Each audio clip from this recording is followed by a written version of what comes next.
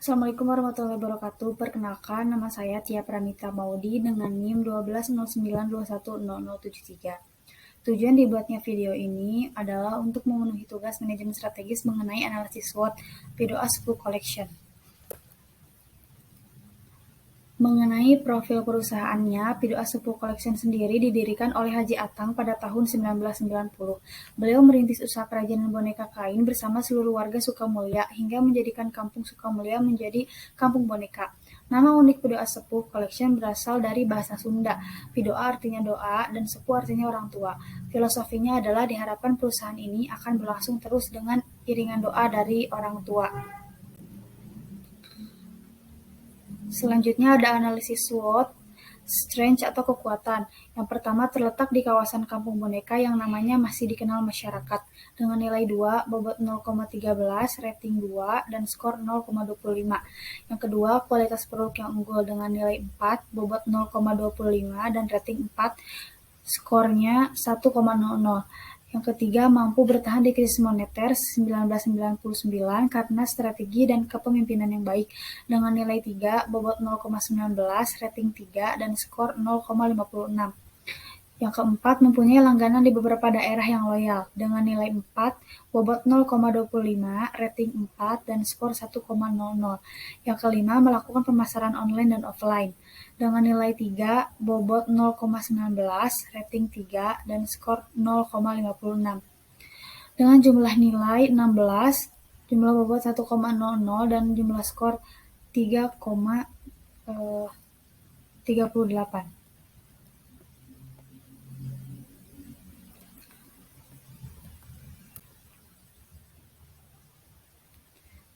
Selanjutnya, weakness atau kelemahan. Yang pertama, belum memiliki label SNI dengan nilai 2, dengan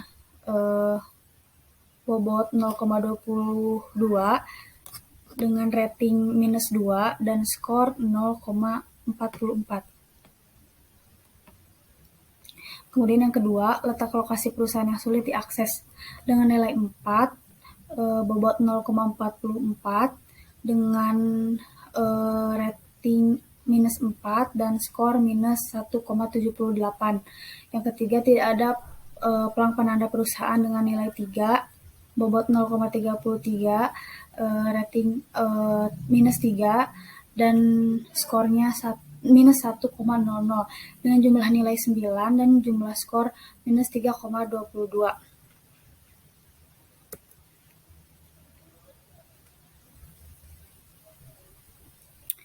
Selanjutnya, opportunities atau peluang.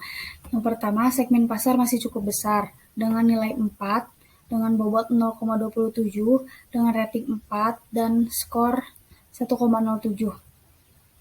Yang kedua, permintaan barang dan masyarakat masih cukup besar selama para ibu masih melahirkan anak, dengan nilai 4, dengan bobot 0,27, rating 2, dan skor 0,53. Yang ketiga, masyarakat menganggap bahwa boneka anak bisa dijadikan sasaran untuk membuat anaknya bahagia, dengan nilai 3, bobot 0,20, rating 3, dan skor 0,60. Yang keempat, sudah pernah diliput stasiun TV, dengan nilai 4, bobot 0,27, rating 3, dan juga skornya 0,80, dengan jumlah nilai 15 dan jumlah skor 3,00.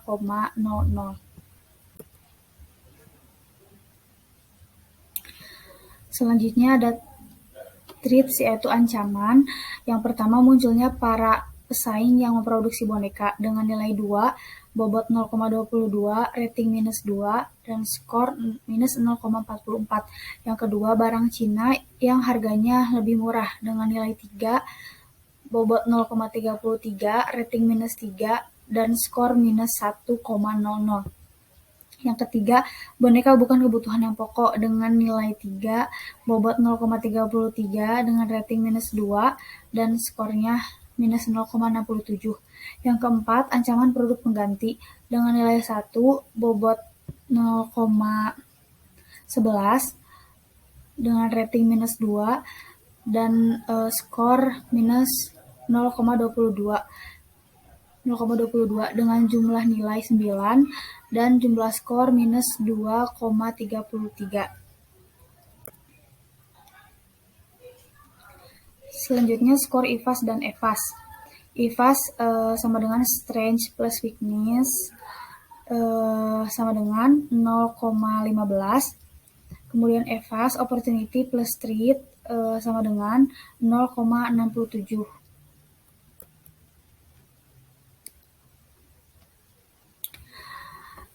Kemudian interpretasi di skor IFAS dan EFAS digambarkan dengan diagram koordinat Y dan X dan Y yang dimana hasilnya berada di kuadran pertama. Pada kuadran pertama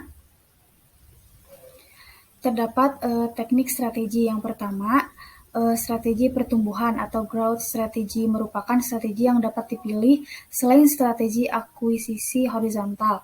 Yang kedua, jika unit usaha tidak sehat, maka manajemen perlu melakukan penyehatan atau turnaround strategi dahulu sebelum menerapkan strategi pertumbuhan. Yang ketiga, menggunakan kekuatan perusahaan untuk mengambil setiap keunggulan pada kesempatan yang ada.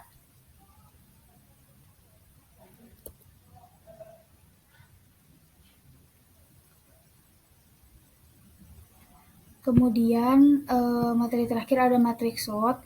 Yang pertama strategi SO, yaitu mempertahankan kepemimpinan yang baik agar dapat memanage perusahaan dengan baik dengan selalu mengupgrade perkembangan masa kini. Kemudian merencanakan promosi yang menarik baik secara offline maupun secara online. Yang ketiga, memiliki pegawai khusus di bagian klaim barang yang dipesan secara online agar tidak bercampur dengan pesanan secara langsung.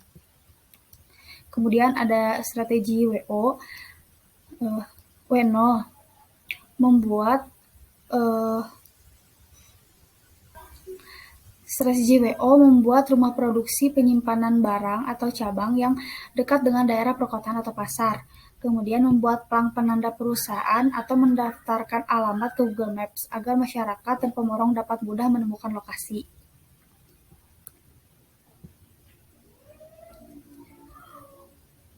Masih mengenai matriks SWOT, kemudian ada strategi ST.